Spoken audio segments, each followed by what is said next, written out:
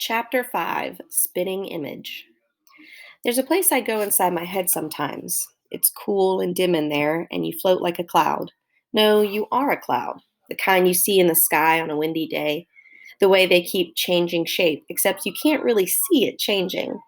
It just sort of happens, and suddenly you realize the cloud that looks like a big hand with fat fingers now looks like a catcher's mitt or big off TV set, like that. Anyhow, I went there right after the fair Gwyn ran off with that look on her face, like, what was he doing with my poor little boy, stealing him away in that wagon?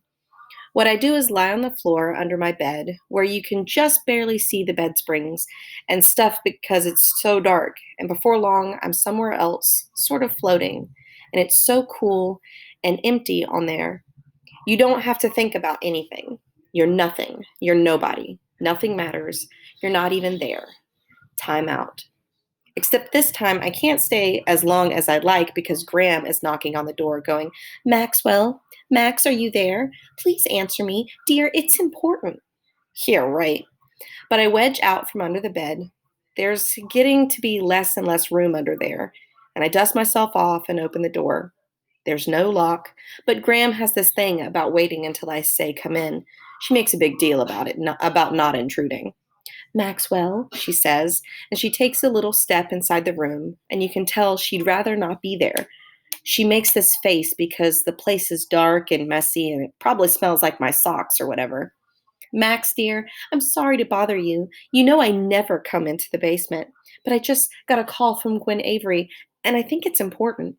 Uh-oh, I'm thinking. Now the fair Gwen is calling up my Graham, probably to report a great hulking beast that lives in the cellar, and I close up inside, waiting for the worst. She called to say how sorry she was, Graham is saying.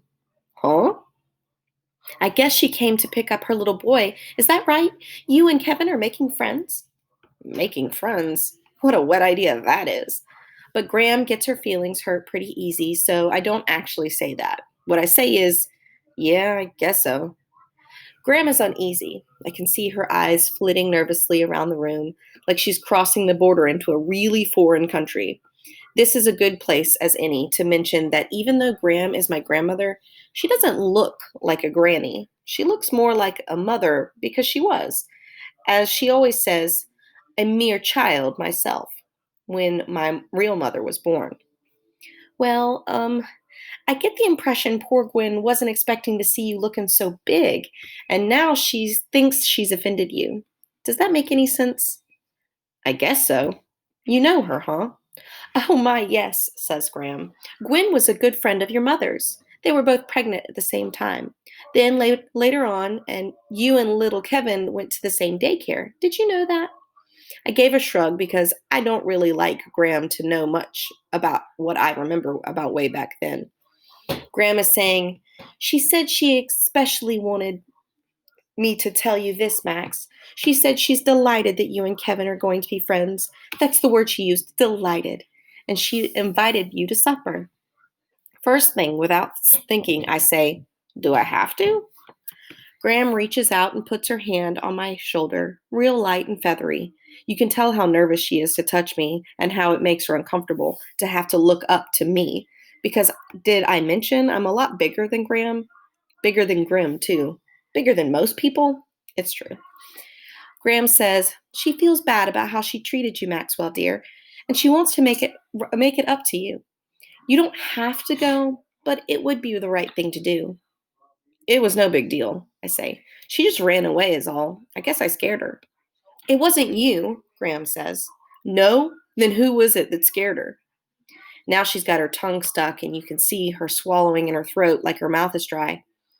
I'll just leave that to Gwen, she says. She's quite a remarkable woman, you know, raising that poor boy all alone.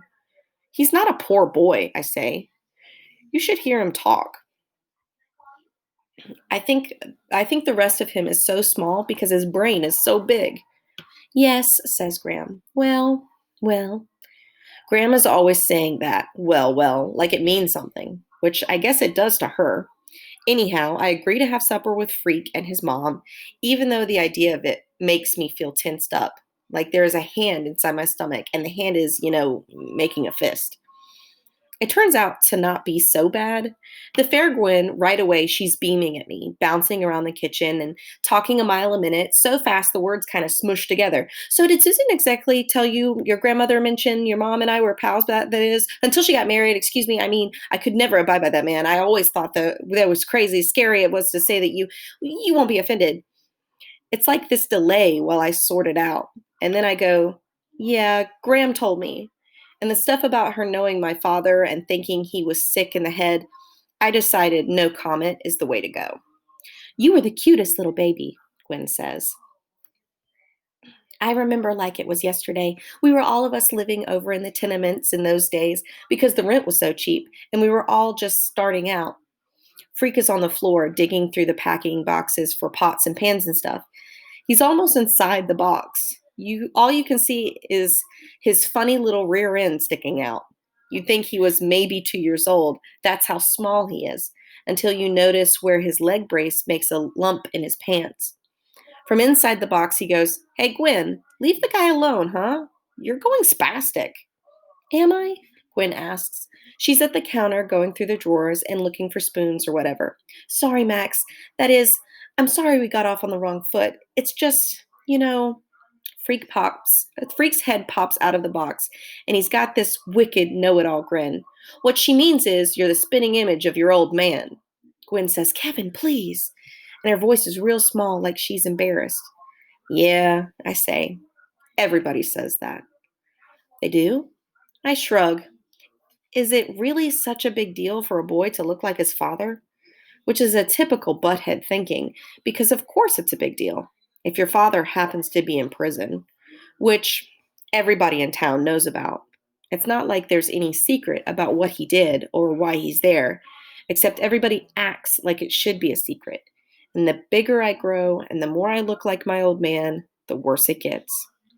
You really knew him, I say. I mean, him and my mom when they were together? Not very well, Gwen says. She's looking for a knife to slice open a pack of hot dogs. I never saw much of your mom after they got married. He made it difficult for your mother to have any friends. There's a knife on the table, and I pick it up and hand it to the fair Gwen. She doesn't really flinch away, and I decide she's okay. She's really pretty cool. So, Freak is saying, when do we eat? My fuel cells are depleted. Supper is great. The fair Gwen makes this really tasty potato salad with spices and stuff, way better than the mushy stuff Graham makes. And we have hot dogs fried in a pan with the buns toasted up butter crisp just the way I like, and the two kinds of relish and three kinds of mustard and red onions cut up real small. We sit out in the backyard eating from paper plates, and Freak tells robot stories that are so strange and funny, I'm laughing like a maniac. And then I'm choking, and Freak is pounding me on the back. Expel the object, Freak shouts. Regurgitate, you big moron. And he gives me another thump, and I cough up this yucky mess. And I'm still laughing so hard my nose is running. What a goon. Except it really is funny, me trying to sneeze a hot dog through my nose, and we're both laughing like total morons. This is great, Gwen says, looking at Freak and me. I'm glad we decided to move back.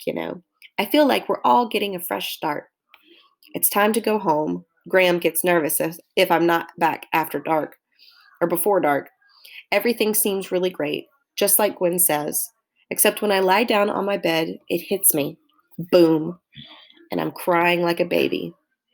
And the really weird thing is, I'm happy.